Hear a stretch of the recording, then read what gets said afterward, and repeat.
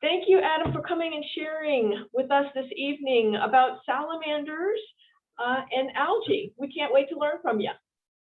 Thanks, Bronwyn, and thanks for Don being here too. It's really important that we have our connections to our educators that are involved in projects like this. So one thing that I would like to point out right away is that it's rare you're giving a presentation about a project like this when you have the expert on the Zoom call. So I'd like to say, Dr. Kearney, it's really nice that you're here on this call.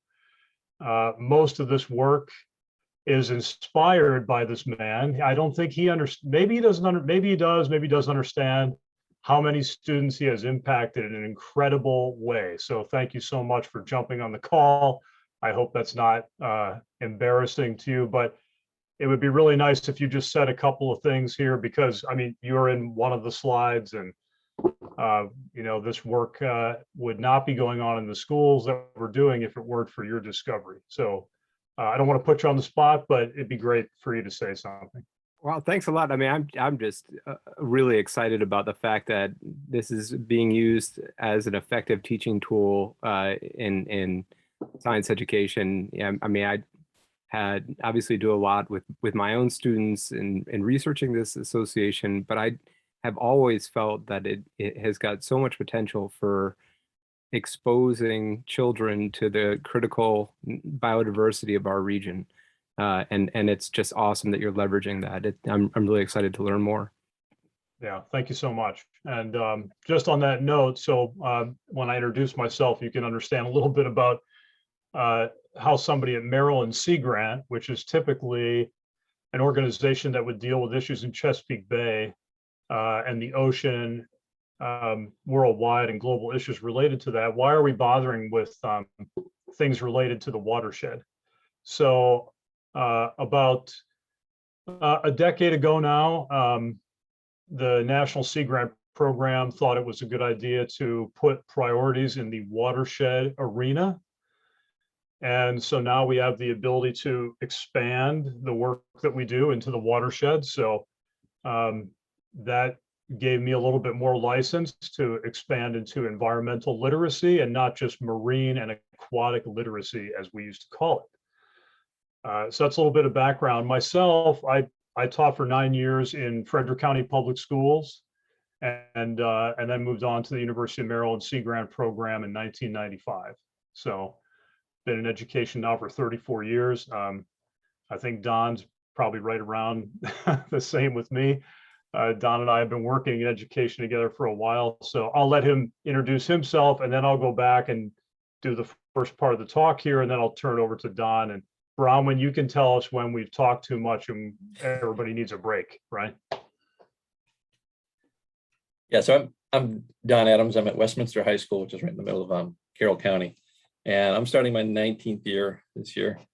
And just thrilled to death with this science research class that we teach in Carroll County. I'll tell you more about that after Adam introduces the biology of it.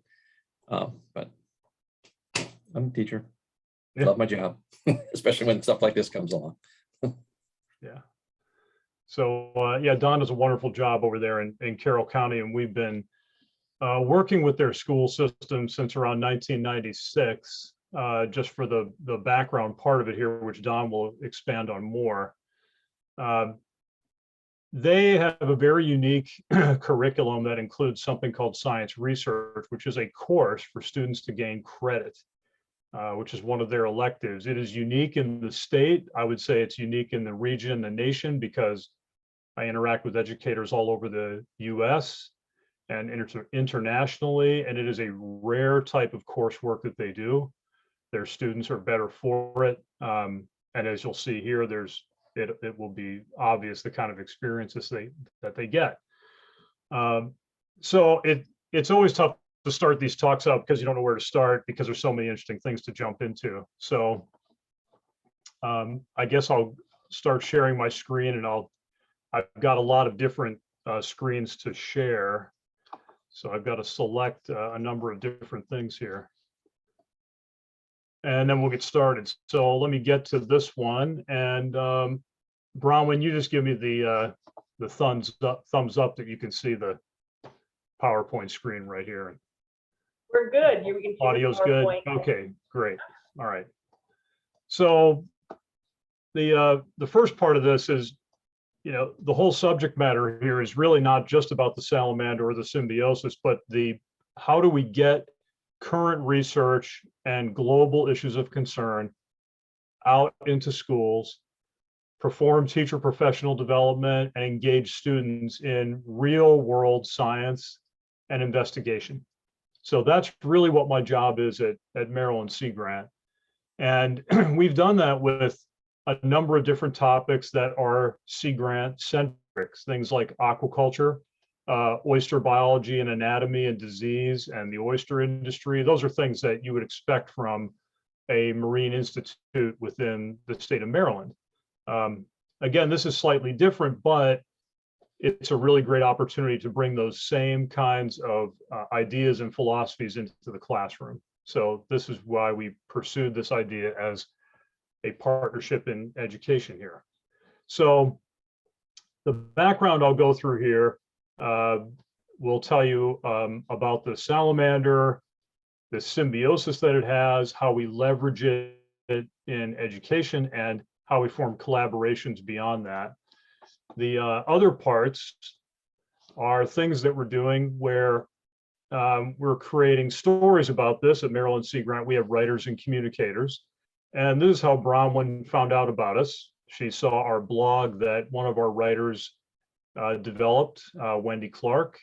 This was back in the spring after the students had completed some of their work. These are pictures from Don Adams' classroom and the students that are working on the spotted salamander. So Wendy wrote this nice blog story about the project and project-based learning and what the students are doing, and that's up on our website. So she's a great writer. It's a really nice blog. We can share that with you. While I'm doing this, if Bronwyn, if you want to put that in the chat, that'd be great. Instead of me trying to copy and paste things while I'm talking, that's like chewing gum and trying to give a talk at the same time, not my forte. And so that's one example of things that we're working on. We're working on a website related to the project that talks all about the unique components of the symbiosis, and then developing things like a content primer, information about the life cycles, and then instructional strategies for the classroom, and using project-based learning again to kind of get there. So some of the resources are out there, like the blog, the website we're currently working on, and we have other things to address there, but it's coming along very nicely. One thing at Sea Grant that we try to do is use our own photographs. So a lot of the photographs you'll see are my photographs, or they're somebody from our communications team, or they're from the teachers that we work with on the project. So it's one of those three primary sources. And if we're looking at the area that I tend to take my excursions to, as you would imagine, all of us do this in our own local areas and beyond. I tend to go up to this area, the Frederick City watershed. There is a large reservoir here, and then a road system that becomes very treacherous, potholes and gravel and things. It's maintained occasionally, but you have to drive very carefully up there. And there are some vernal pools off of these roads that we observe and that we use with permitting from the Maryland Department of Natural Resources. So we have all the correct permitting, and we try to do the best husbandry that we can and follow the permit guidelines we've developed with them. Because we try to remain sensitive to the fact that any organism that you're working with in the wild, whether we're raising fish in the classroom that are native that we get from Maryland Department of Natural Resources and then releasing them, we have to do it with as much care as we can. And at the university, there are specific guidelines that we have to follow in doing that when we're associated with care of animals. So just want to state that so that everybody understands we're trying to do this in the best possible manner. But this is a great place. The Gambrel Park Road here and Mountaindale Road here, they come together up at the top, and they form a really, really nice loop. Again, the roads are not great, but there is some excellent exploration up here. And basically, this might look like a pond right here, but it's actually a really, really large vernal pool. There's no fish in it. It can dry out completely during the summer. And it is home to many hundreds, easily many hundreds of spotted salamanders in the spring during the migration. So, which I'll show you. I have lots of video from many, many years of that. There is also another one, which is farther down the road over here near Whiskey Springs Pond, which is a fishing pond, but not a vernal pool. And there's another small set of vernal pools over here. So those are the ones that I tend to go to. They're fairly easy access. And when people from the county that I work with in the supervisory position in sciences in Carroll County have to collect, these are one of the two places we're permitted to collect from. So just wanted to show you that really quickly. And we have a way of sharing our information on a program called Box that we have at the university. So I can put information in there that the teachers can use, and they can give me information that we can use in the project together. So, you know, information sharing is not as difficult as it used to be by email, right? Emailing some large photo doesn't really work anymore, or some large video. So we have a way of sharing information with each other. So all those things come together. And when you have such a great example of phenomenon-based science, such as this one,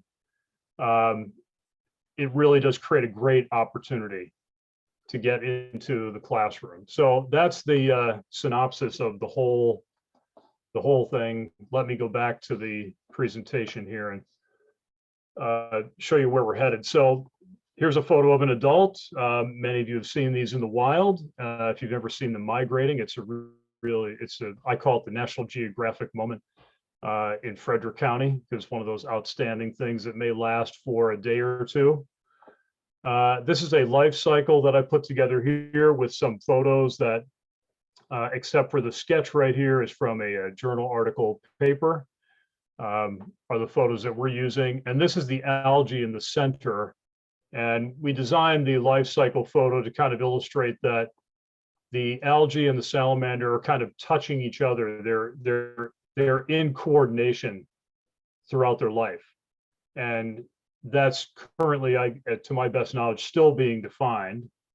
And there are still many questions about how that's working. So we'll kind of progress through some of that and take a look at some of the key things we're using here to do this work. Hey, Adam. Yes. You want to? Can you start the screen? Yeah.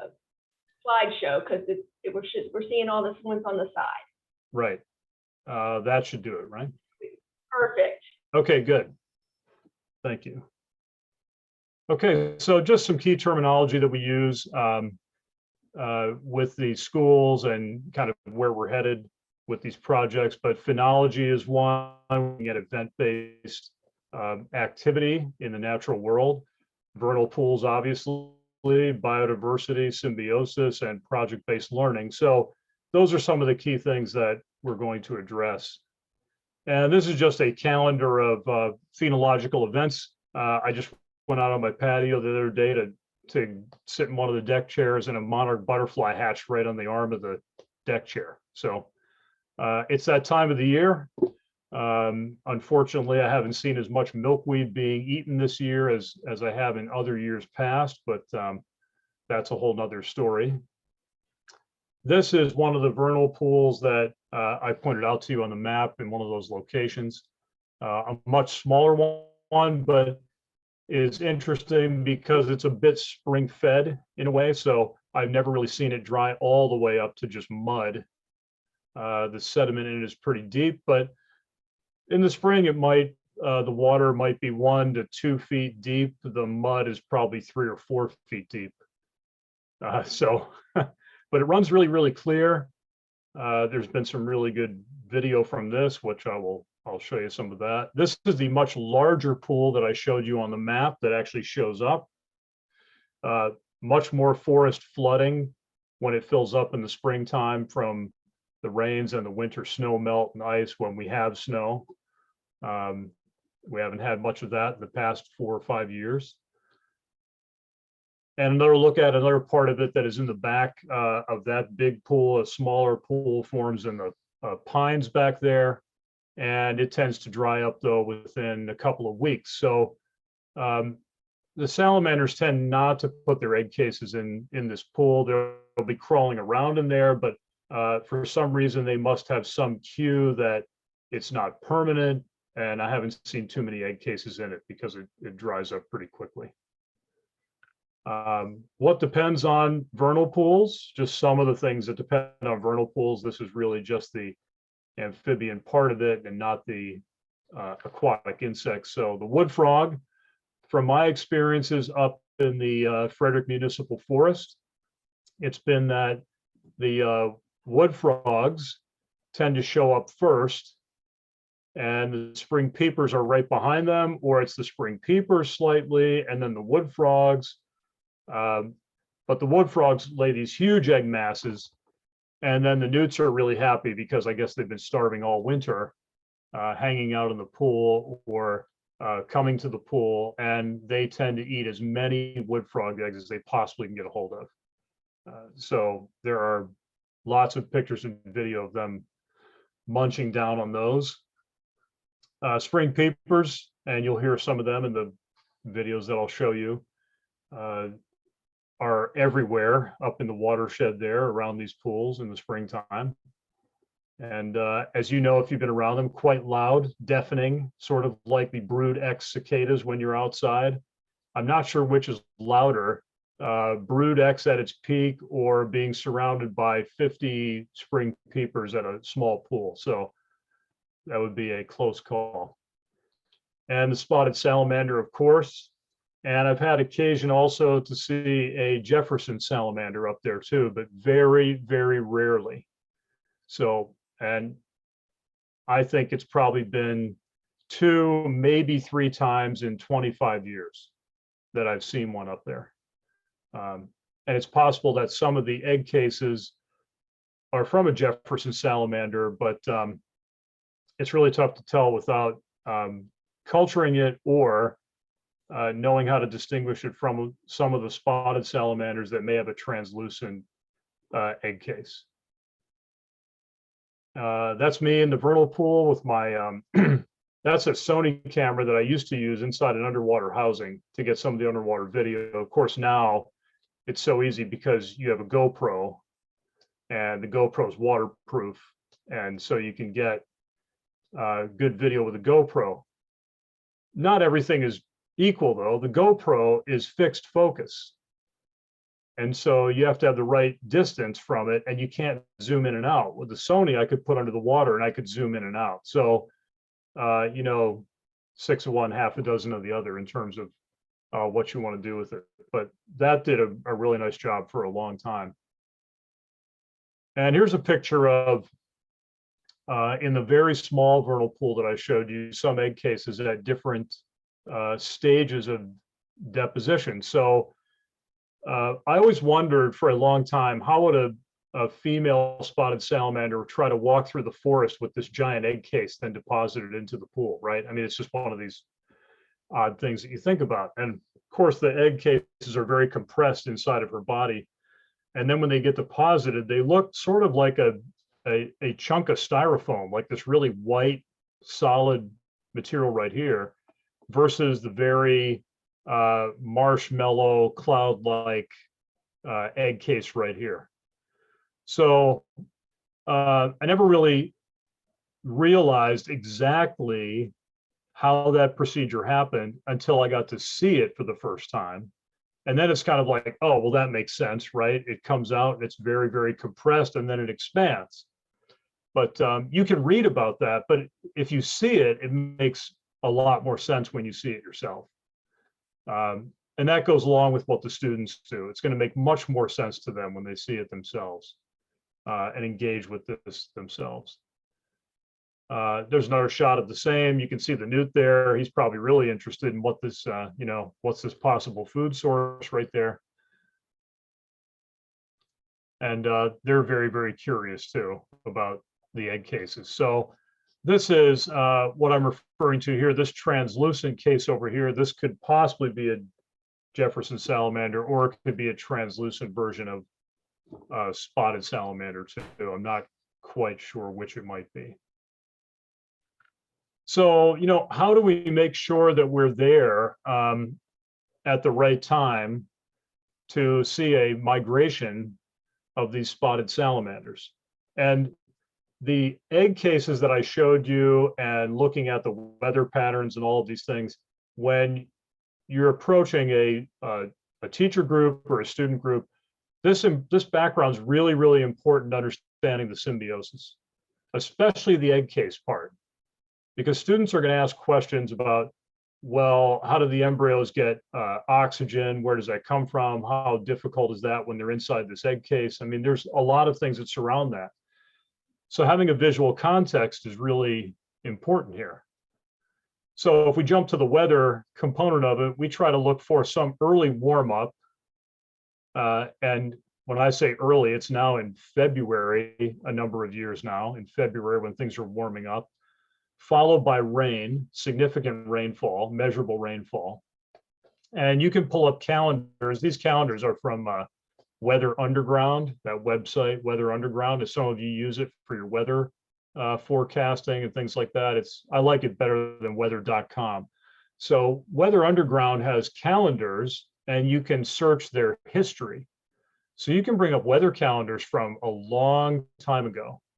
And you can pick out when the salamanders may possibly have migrated during those years. So this is from February, the left-hand calendar here, and March 2020, right here. And basically, this is a tough two calendars here. I know when they migrated, but you look at February, and it got really warm in February, a little bit toward the beginning. But when I went up there and it rained, I thought, well, it's just too early, right? I mean, it's just too early for these males and females to be out of the ground. And so they didn't come out here in the middle of the month, but they did start coming out here toward the end of the month. And right here on March 3rd and 4th is when they were out significantly in large numbers. And you can see the significant rainfall here, 1/10 of an inch, 2/10 of an inch. And that's all happening overnight. That's when you're up there at nighttime. It's such a blast in the watershed at night. Sometimes it's really foggy. You can't really see that well. The rain is pouring down. You're trying to avoid the potholes, but it's a great sight to see. So this is when they migrated in 2020.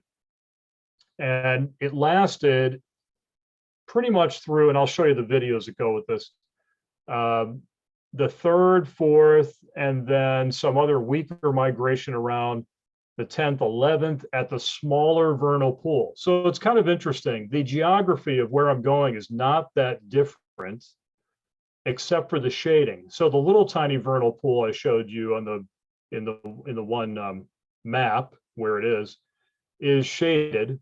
The bigger one is way out in the open. And so the little vernal pool is always 4 or 5 days behind the bigger one, even though they're about 1/3 of a mile apart.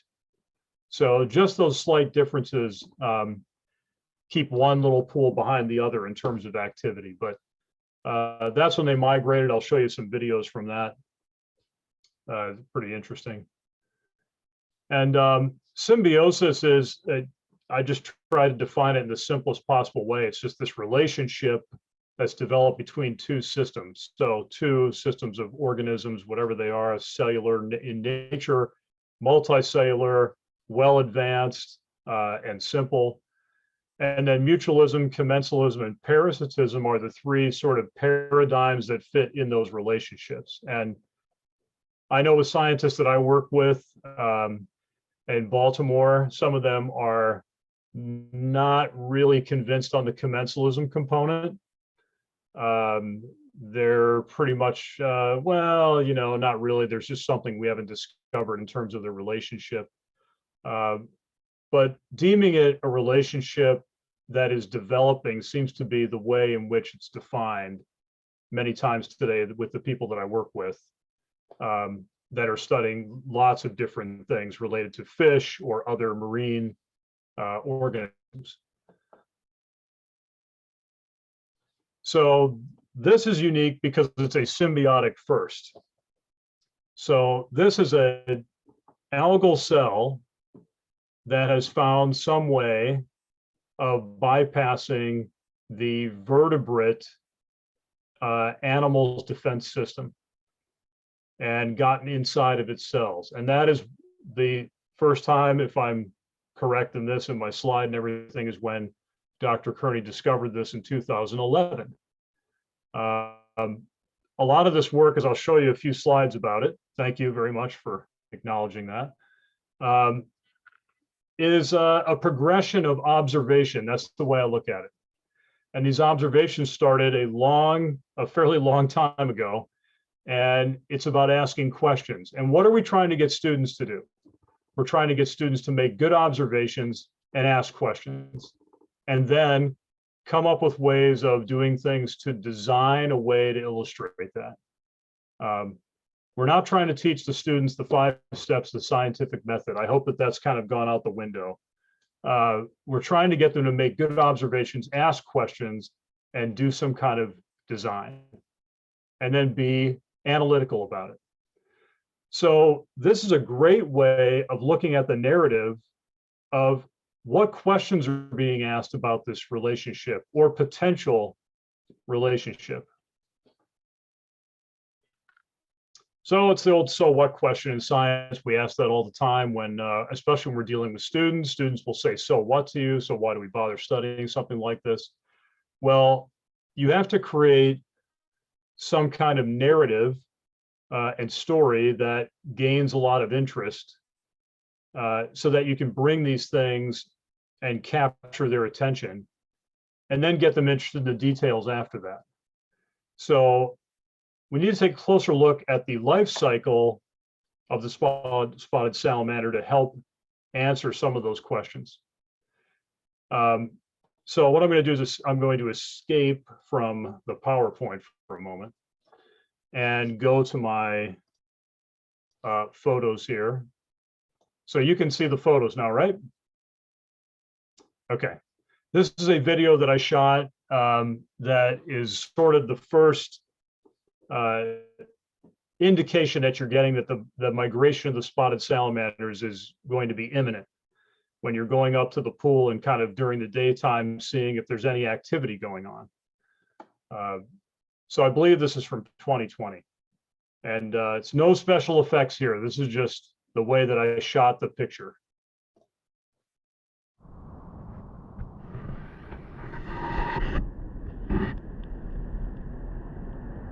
It's just kind of a cool reflecting pool moment, right? This is accidental, by the way.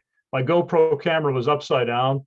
I didn't intend for it to be like this, but then when I saw the video, I'm like, wow, that's pretty cool. Like,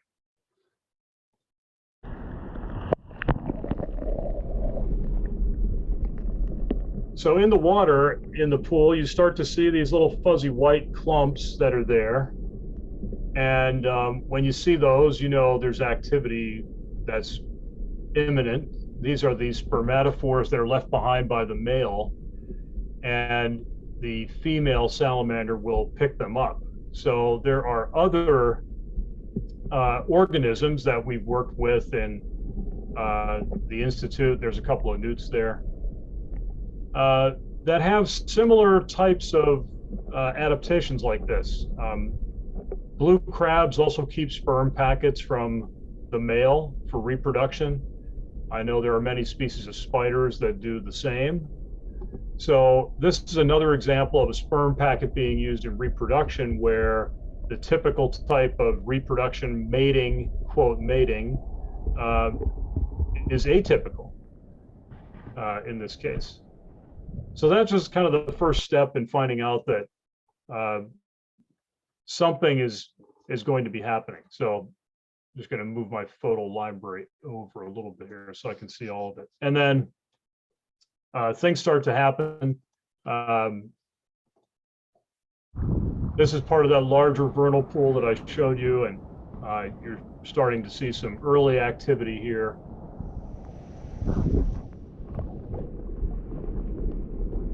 And so there's one of our friends, the Newts, and there he is eyeing up the wood frog eggs, and probably be into those, you know, as I was shooting the video or soon after. So I always look at, well, the wood frogs have been here, or I see them that they're there, and then there's spermatophores there, and so that basically tells me, well, the next good rain that we have is probably it. That's probably when they're going to be migrating. And so I'll call a couple friends of mine. I try not to go up there at night alone. It's just a safety thing. And we'll go up and around 9 or 10 p.m. and be up there till around midnight, sometimes 1, something like that, depending on what the activity is like. But on this same day when I was leaving, there were some snowflakes coming down. I'm not sure you can see the snow here, but there was a little bit of snow coming down. So there was a warm up, but there is this little snow flurry up on the mountain too. So that can always delay things a little bit. But sure enough, not too long after that, we start to see a lot of activity.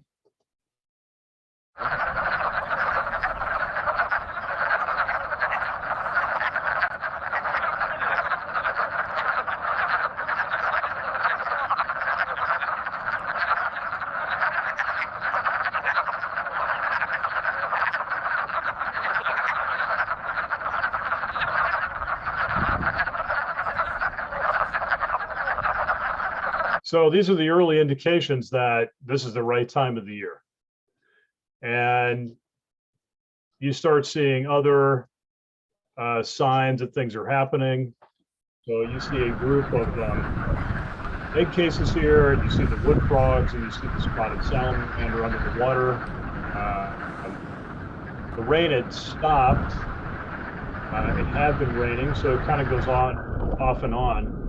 It's interesting that when I've gone up there, when the conditions look right, if it's windy, those salamanders won't come out. It's just one of those interesting things you observe year after year after year. If the rain is stopped and it gets really windy, they'll wait, maybe until later on in the night or the next night when there is rain. There's good reason for that. They have to kind of trudge through the forest, and it's not a really great thing to do if things are sticking to you and it's dry, and it needs to be wet. The temperature really doesn't matter to them that much in the evening when they're out, but the forest floor being really wet is pretty critical.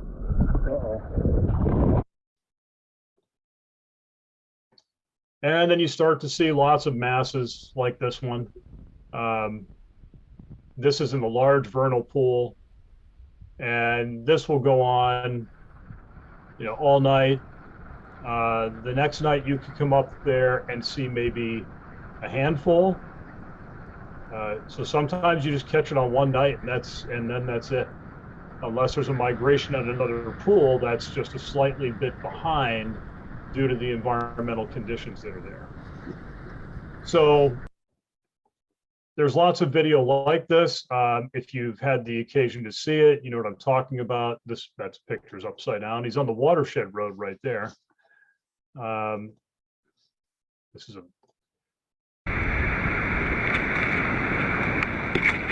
can hear the frog noise. This is actually the road, so we will stop.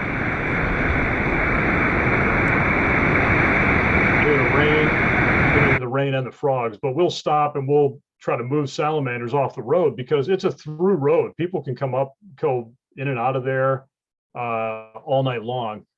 It was interesting last year when I went up with the former science supervisor in Carroll County. We went up and there were 3 people probably in their 20s there, and I was asked, hey, you know, what are you doing, you know, or and they're like, we're here to see the migration.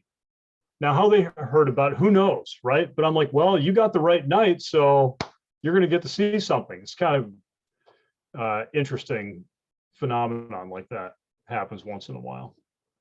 So there are lots of video here with the salamanders and showing their activity level, but this was really probably one of the best years that I have on film is 2020. There were many, I'll just say many hundreds, if not a few thousand maybe. I mean, they were just everywhere. So pods and pods and pods of these were all over the place. That's just my light going off right there.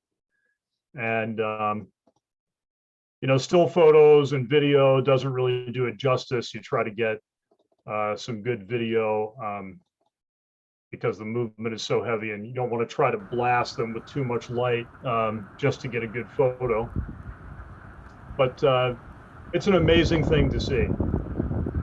And it will definitely capture a student's attention, as Don could probably tell you. So I just wanted to share some of those items with you and then go back to the PowerPoint here to wrap up a couple of things.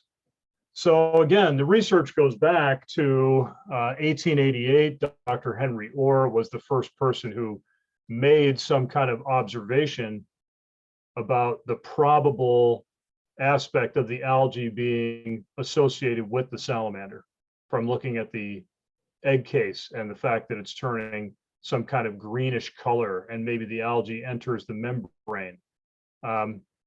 But unsure about what physiological effect they have on the respiration. So these are good questions, right? So it's observation and question. It's the same thing. And then here's that life cycle that I was showing you with some sketches that we filled in with some photos. And we're working on a sort of an animation of this life cycle to go with our website. Some egg cases here. Some underwater shots.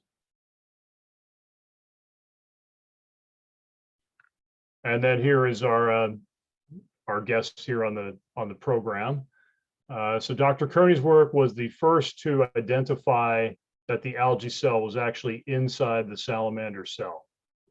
So that discovery put this on a unique footing in that this is some vertebrate animal that has something that seems to be non-parasitic inside of its cell, whether that's virus, bacteria, or other cell related. Most of the other associations we have with, you know, cellular organisms or something non-cellular like a virus are parasitic in nature, and this one doesn't fall into that category. And another study sort of showed that there is a certain amount of sugar, something produced from photosynthesis, which they call photosynthate. So I think somebody in the chat, when we were talking about favorite symbiosis, somebody put coral and zooxanthellae. And I believe in one of these papers that it's identified that coral receives 93% of its sugar from the algae. So we all know what happens when the algae exits the coral. It's a big problem, and many times it means that the coral is probably not going to make it. I believe in this paper it stated somewhere around in the low teens for transferring sugar from the algae over to the embryo of the salamander. So I guess it qualifies as being somewhat of a symbiosis because it's actually supporting it. And so that work helped identify that. And then Burns et al., there's a transcriptome study. So they're looking at how do the genes of the algae and the genes of the salamander, what kind of reaction is happening to these organisms and how are they responding at the molecular level. So if the algae is going inside the salamander, it seems like, well, the salamander must have let its defenses down to let that happen, right? So we try not to get into any kind of anthropomorphic situation here where there's decisions being made or characterizing them as making choices. So to me, it's more like biological probing and finding what is possible between these two systems or these two organisms. So in this case, the algae is doing the probing, and the salamander is allowing it to come in, even though it's a vertebrate animal. But the algae, as described in the paper, is under incredible stress when it does that. So the question is, why would it stay there? And it has to switch over to fermentation instead of an aerobic way of producing energy. It has to switch over to fermentation to get its energy. So, which is not optimal. That's a less optimal situation for an algae to do that. So it's a really, I've read the paper like 6 or 7 times because I try to understand the fundamentals of it and I want to understand it better. But it brings up so many questions in my mind. And one of them I was discussing with Don the other day was, I'm not sure if anybody's pondered this or kind of an interesting idea. Is this a developing relationship that's kind of going this direction? Or is it a relationship that was developed and is now waning? So I'm not sure. Is it coming on and developing, or is it disappearing? And I don't know the answer to that. I just thought it was an interesting observation after looking at this paper. And then here we have the this incredible narrative that creates this teaching opportunity. And these are literally all the things that you can teach about this relationship to a student in the classroom and focus on something really important. I read in an article just the other day about teaching in the sciences, and it's more about why study something instead of what to study. So all these terms here are the what to study, but why should we study it is really the important thing. And so phenomenon-based science like this creates a great narrative and an opportunity to do that. But notice this one that says spelling counts. Anybody notice that? Kind of weird sticking out there. Well, it's interesting that in looking up the etymology of the name of this salamander, it seems like the genus was spelled wrong originally by the person who originally published it, but it sticks because Ambystoma is really supposed to be amblystoma, and that means blunt, and stoma meaning mouth or jaw. So the ambystoma spelling in the etymology that I looked up seems to be incorrect. And the evidence there is that, let me go back a couple slides here. Notice the spelling of the algae, amblystomatis. So it seems like the scientist that named the algae got the spelling right or corrected the spelling because ambystoma is not spelled correctly. So kind of a weird twist on, nomenclature and taxonomy, and another part of the story that makes it interesting. So I will stop there, and I hope the timing is good there, Bronwyn. So we can then either take a break or have questions, or we can let Don describe the work that's being done in the classroom. Well, do we have any questions for Adam on this part of the presentation before we go over to Don? You can put it in the chat box, or we can unshare and we can see if anybody raises their hand.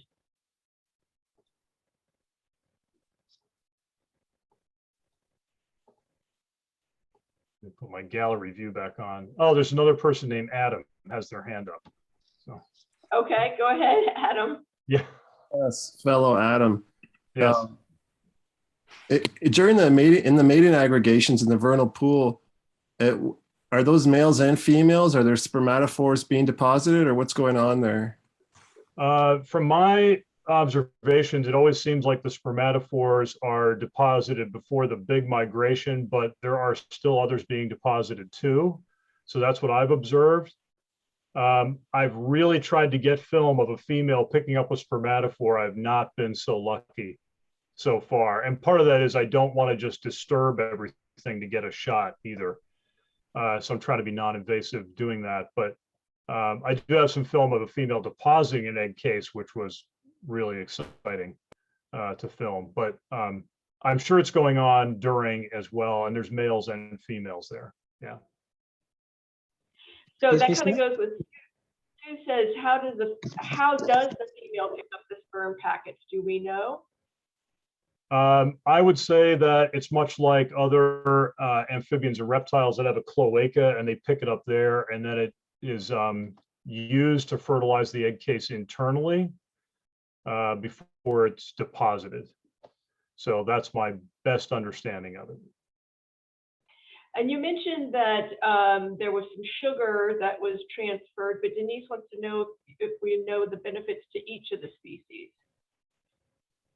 Well, they say in the paper, the Burns paper that I mentioned, that there is some nitrogen source from the salamander waste, I would assume, that is being used by the algae, much like a fertilizer.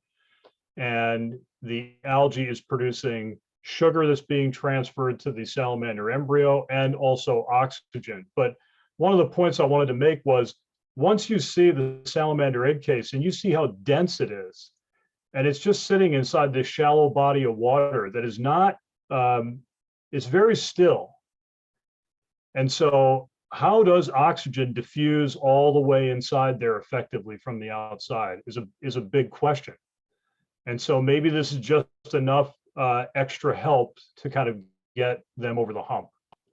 So from observing the egg case, you would kind of understand that maybe a little bit better.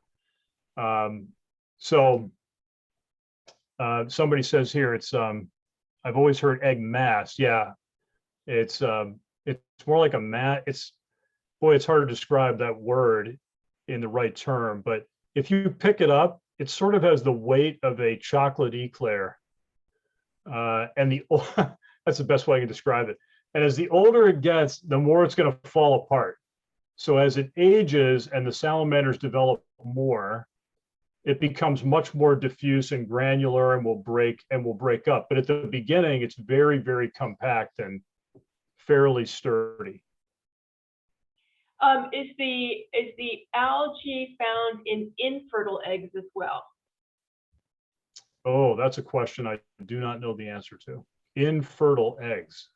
I'm not sure about that. I mean, it's really more or less inside the cells. So I'm not sure if that's happening. I haven't read anything there. Dr. Kearney, have any insight on that? So far, yeah, we've never seen it in infertile eggs. So we've picked up some of its genes inside unfertilized eggs, but the DNA may be persisting without the cells. So we've looked, but we've never come across the actual algae inside unfertilized eggs. Thank you. Jillian wants to know what happens to the alga as the embryo grows and then hatches. Does it just go on its merry way?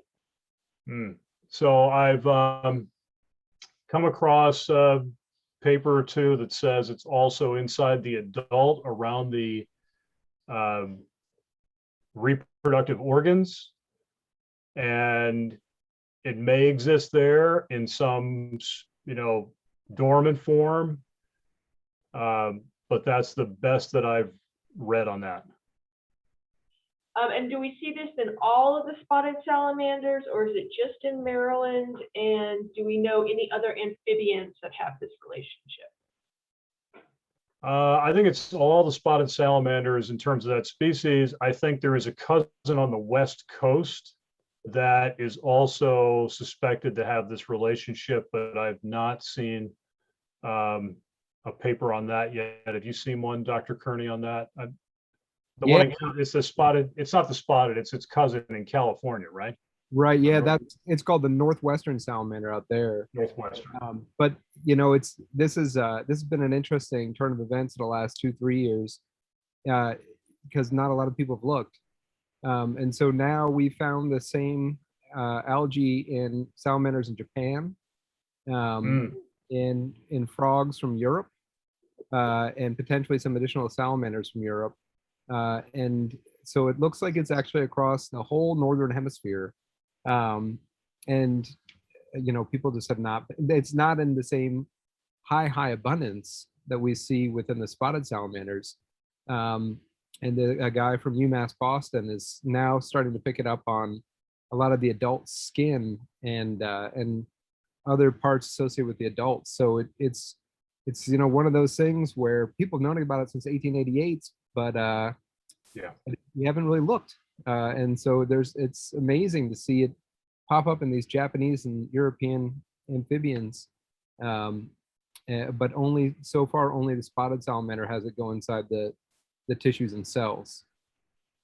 That's amazing. Thank you. That's really great insight to have. But it goes back to the idea that, making observations and asking questions is really a great tenet of science. So And I don't want to take too much time on the questions, Bron, I want to make sure that Don has enough time to. Yeah, I was going to say that was a good segue over. We're asking a lot of great questions, and that's what we want the students to ask through this project. So we'll turn it over to Don right now to see what's going on in Carroll County. Yeah, thanks. I want to piggyback on what Adam said, Dr. Kearney. This is quite a pleasant surprise to have you on with us.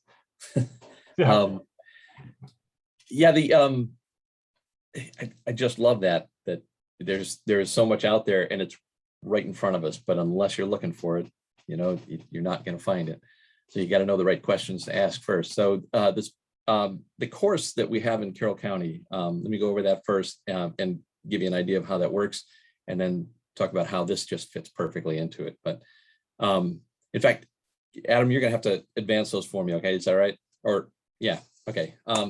So the science research course, we have 7 high schools in Carroll County, and I think we have it going in at least 5 of them. It's not easy to find teachers that want to commit to this course because it's kind of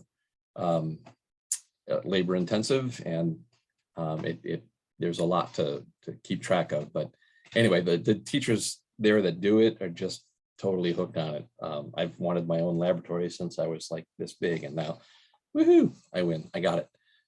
So the way it works, you can take the course actually 4 times for credit.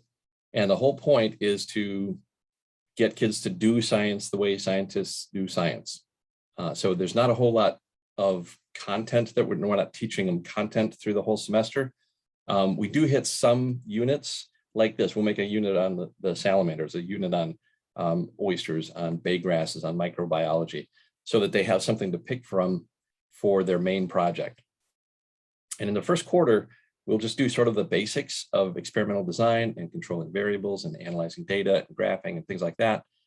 And we'll do some sort of mini projects that they can run for a couple of days, analyze, and maybe write one small paper on that in standard scientific format with introduction, methods, results, and discussion. And so that kind of gets them ready for the main project. Let's back up to day 1. I always tell them on day 1, we have a discussion on day 1 about what do you want to do for your main project, because the second quarter grade pretty much comes down to that. So they need to start thinking about that and doing the background research on it. They need to be kind of an expert on it by the time before they can even really come up with a really good research question. So on day 1, I give them some quick PowerPoint of stuff we've done in the past on blue crabs and oysters and seahorses and starfish and clownfish and everything else, just to get them kind of thinking about it. And then they're doing the background research the whole first quarter. And that has to be individual. They have to become an expert on it. They might want to study something that I'm not an expert on. So it's on them. They're going to teach me about it. But by the time we get to the second quarter, no more lectures, no more quizzes, no more nothings. In fact, sometimes we don't even meet in the classroom. It's all the project. We get moving on their project, set it up, run it for hopefully 6 weeks or so, collecting data all along the way. In fact, Adam, you have the next picture there. So this is actually, give me the next one too. She's working on the Salamander Project. And so you're collecting data, and eventually writing a paper on your main project, it's going to be bigger and more extensive, of course, than the first one. And then they'll present their findings to the colleagues. And this one, in fact, they're working on the Salamander Project. You can see the farthest aquarium on that table. It's covered in a black covering. And this is the objective of this project generally. Tell you what, let me back up a little bit. Actually, let me skip forward a little bit. Hold on that picture there. But I just want to, just the course itself, that's how it works. And we try to give them as much leeway as we can on what they want to do for a project. But there's certain stuff that we have, especially with the support of Adam and the Sea Grant, and we get a lot of resources from them. But we use aquaponics and aquaculture and stuff like that, especially. So with this project, with the salamanders, it fits so nicely, especially, obviously we can only do it in the springtime, but it's such a perfect project for this type of a class. One thing, it's right in their backyard. Where Adam was showing you where the eggs are collected, it's less than an hour from Westminster in the Catoctin Mountains, or near the Catoctin Mountains. But so it's right in their backyard, and it's kind of like when we do ecology studies and things like that in biology, we like to connect everything to the Chesapeake Bay because it increases the engagement and it's kind of more relevant for them. So with this one, I make it a class project at first. So we do sort of a unit on the salamanders, and we use that website that Adam showed you, talk about Dr. Kearney's papers and stuff. And then some of them, like these two young ladies here, are made it their main project. So that's what they're doing for their main project. And the others will pick something else, tilapia growth studies or whatever they want. I like to have, with a kind of advanced project, sometimes we want 2 or 3 students working on it. Sometimes we work on raising baby oysters. That's another example. I want more people working on it if I can. But a lot of the others do just an individual project on whatever interests them.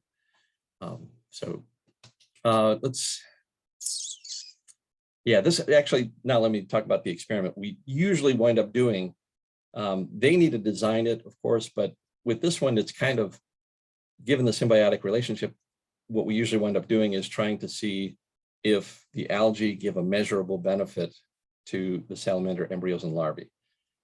Usually that winds up in terms of growth or survival, or sometimes we've tried to do hatching success. That's not easy because it's not easy to count how many eggs you're starting with. But what we're doing here is encouraging or discouraging the photosynthesis in the algae based on light. So that, like I said, the farthest tank over there is, we're reducing the light, so we're going to reduce the photosynthesis. And does that negatively affect the survival and growth of the embryos and larvae? The middle tank has fluorescent lights on both sides of it, so it gets 24 hours of light. So we're trying to encourage the algae. And that means more sugars, more oxygen for the embryos. And then there's another tank here that just uses ambient light. And I think we had a divider there between that and the 24-hour light. So let me see the next picture. So we usually wind up going with growth as the dependent variable there. So, and this class is all about like creative problem solving.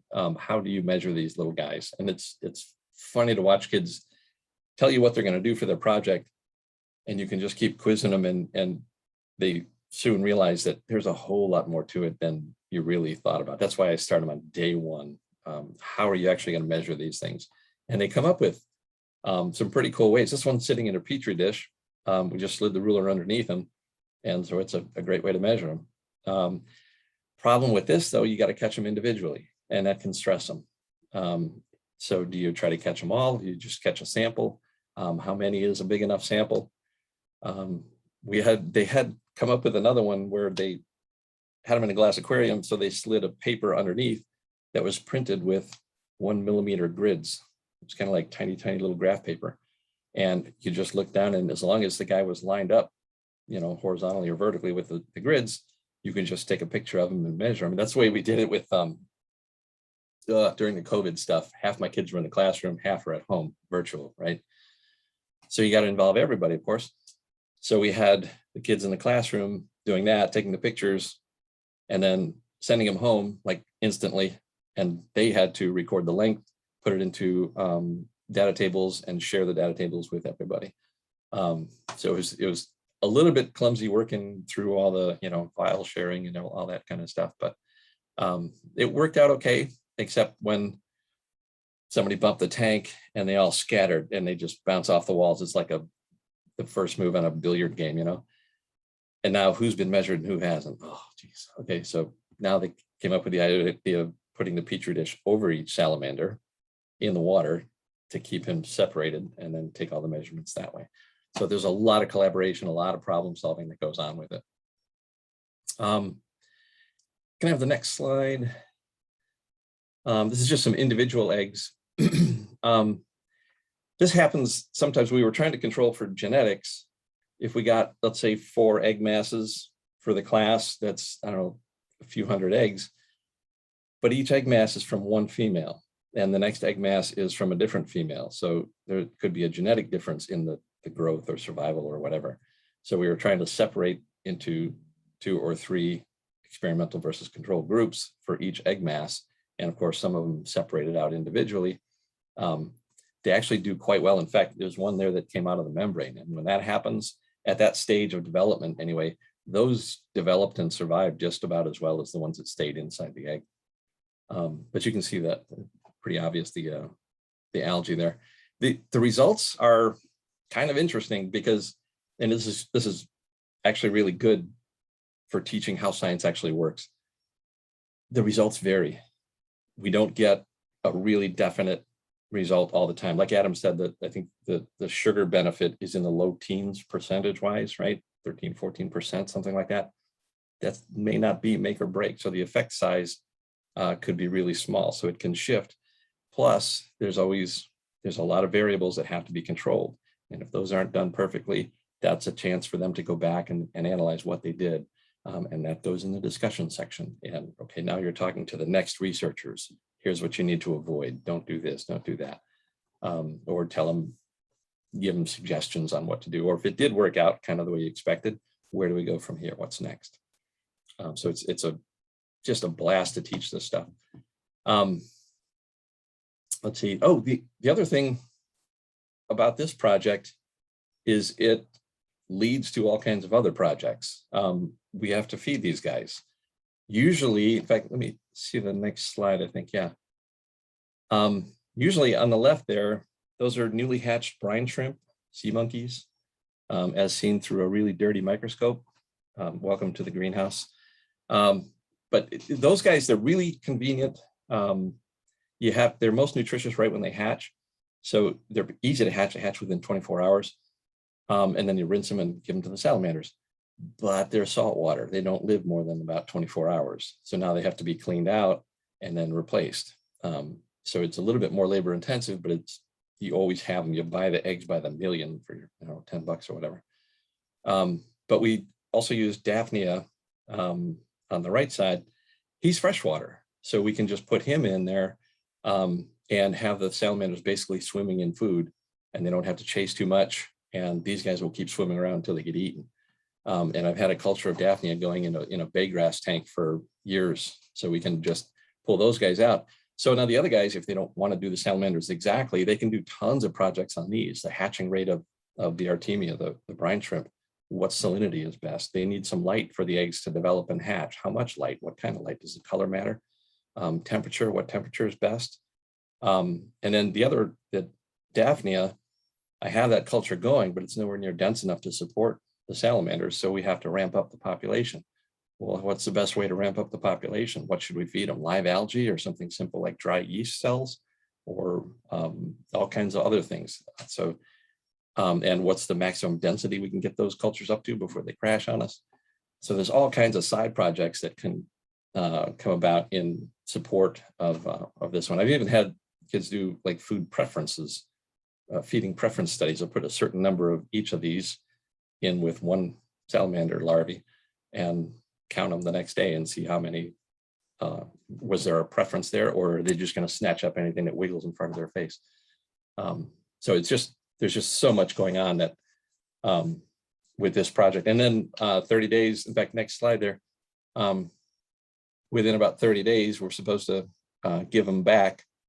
This is when they're a little bit more developed. We get them all the way to the point where they've got all 4 legs and they're getting pretty big. Not pretty big, they still fit in a petri dish, but so within 30 days, we're supposed to put them back into the watershed. So that works out pretty well for us timing wise. And then, and in fact, Adam mentioned the permit, and that's kind of a cool thing too, because we can show the kids, they don't usually consider that side of it. When you're a kid, you run around collecting snakes and salamanders and whatever.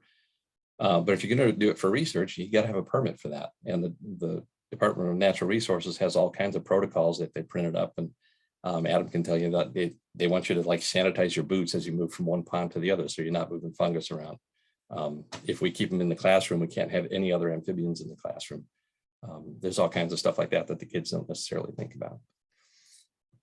So anyway, that's how it kind of fits into that science research class that we have. So, any questions? Can we come back as a group? Stop the share. There we go. Wonderful. Do we have any questions for Don? Lynn asked, are these courses offered only in magnet high schools? Oh no, this is Carroll County's regular high schools. I wish it was around when I was a kid. I love teaching this class. Like I said, you can take it 4 times. This coming semester, I've got a student who's going to take it for her 4th time. Her sister did the same thing, and she wants to be an aide during that mod. That's how much sometimes these kids get hooked on it. So if they take it the 2nd, 3rd, 4th time, now they're like my little grad assistants, right? I can get them to do demonstrations on how to do testing on the water quality. I can have them coach the other kids on how to set up their projects and stuff, and quiz them on what might go wrong here if you got this set up right. So plus they're doing their own project as well. So they can either carry on last semester's project, take it to the next step, or they can start something brand new. But no, this is in our regular high schools. Don, when did this project start? I think we've been doing it since 2014. Is that right, Adam? Yeah. And then 2015, we did that STEM night at the elementary school. That's right. That was a blast. I had some of my advanced students there, and Adam set up the whole, I mean, we had tables with scopes on them. Kids were helping us measure the length of it. I mean, little kids, so fun. It was like a back to school night at an elementary school. So the elementary students and their parents that came could learn about the science research course at the high school level. And so we had all kinds of information set up about the project. Don had his students there. He had the eggs there, the larvae there, and everything. And a friend of mine who writes children's books, this is the book that we wrote called Salamander Season. So it's a children's book about the spotted salamander and its unique life cycle. And so she came and did a reading to the elementary kids during that night, but there was like a couple hundred people there. Really, really exciting. You know, that was a blast. The kids were so into it. I've got great pictures of my kids. Like, I got one little science research student sitting at a table, and she is just surrounded by little kids just peering into the little tray with the larvae swimming around and stuff. It was just amazing. So Don, since this project has started, have you seen an uptick or any trends in terms of your students moving forward in the sciences in higher education? I think so. I mean, well, it's hard to say, but based on just this project, because we do so many cool things. This one just fits so perfectly. But you always get the kids who, in fact, are there any herpetologists out there? How long have you wanted to be a herpetologist? So you get those kids, and they are just absolutely hooked. You get other kids who their grandparents live on the Chesapeake Bay. So when we do a project raising baby oysters or something like that, they are totally hooked on that. So we get a variety of projects, and I see kids going off to do all kinds of things, herpetology, marine biology. It just varies. It's hard to keep track of exactly where everybody's going, but I know they do So one. you have another question from Lynn. Well, thanks. What is the difference between egg mass versus egg case and egg mass casing?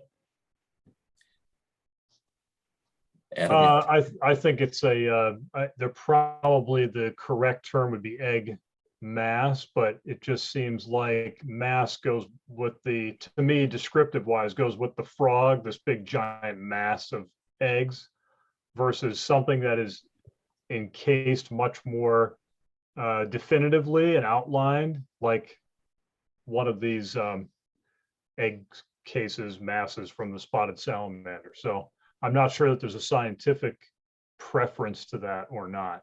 Yeah, when you say mass of like wood frog eggs, you're talking from multiple females, right? And that's Yeah. it gets to be huge, like 4 or 5 feet across. Oh yeah, bigger than that even. Yeah. Yeah. Some of the ones up there are huge. Was the permitting difficult to get from DNR? I think the first time that we did it, it required myself and Jim Peters, the former science supervisor there. It's now Sarah Weaver is the science supervisor there. But we spent a good couple days in dialogue with DNR and obviously the right person. It's a unique type of permit that we're asking for. So we kind of went back and forth about the definitions of how we would do it and how long we could have the larvae, with the students before we put them back in the vernal pool. So the first time around was,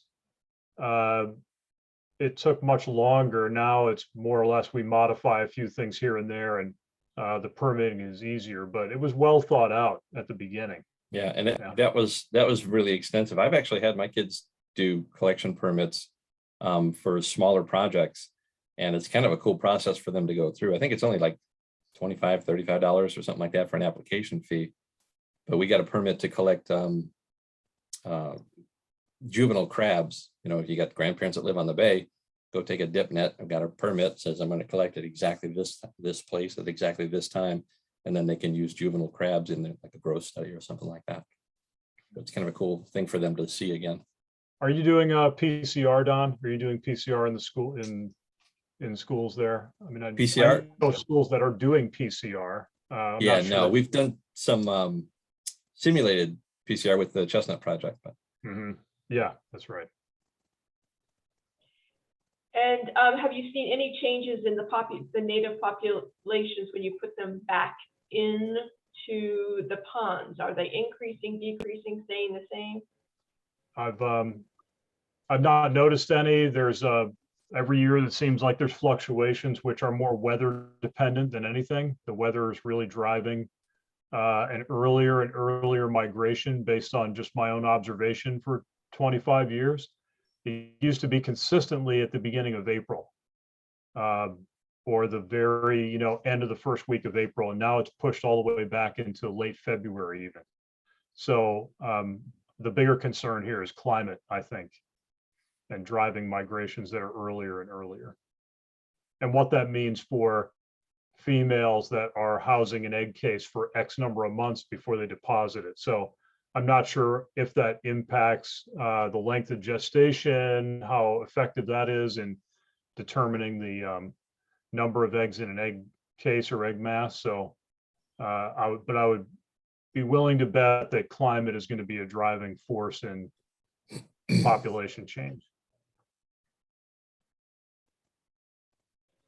And Joanne wanted to know, is there concern about introducing disease by returning larvae to the stream? Yeah, that's why the DNR has all the protocols. They're pretty strict about it, and they only want us to have them for 30 days. We're not allowed to keep any other amphibians in the classroom because they don't want anything to transfer. In fact, if ours aren't doing well, I think they would prefer that we just euthanize them rather than return them. So they are definitely safeguarding against that. That's what the whole permitting process is all about, really. Yeah. And Adam has his hand up. Adam? Hi, Don. This is one of the most amazing high school programs I've ever heard of. Never heard of anything like this actually until right now. Yeah, so, where was this when I was a kid? Yeah, so I'm curious if you give presentations on this at national educator conferences, and is this widespread and I just don't know about it, or how common is this really anywhere in the world? Adam does that all the time. And our former supervisor, Jim Peters, was huge on this as far as promoting this program. It started way back in, geez, what? 1996. Yeah.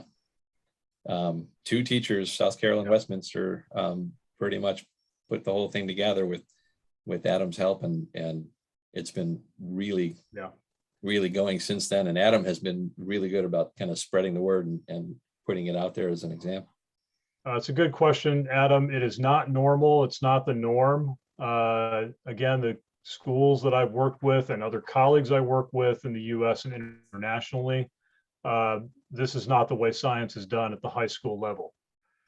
It's much more about what do we teach versus why do we teach it. So the philosophy that was laid down in Carroll County in the early 90s is reaping a lot of fruit right now and will continue to do so, while other counties struggle to figure out how to do real project-based learning in their classroom.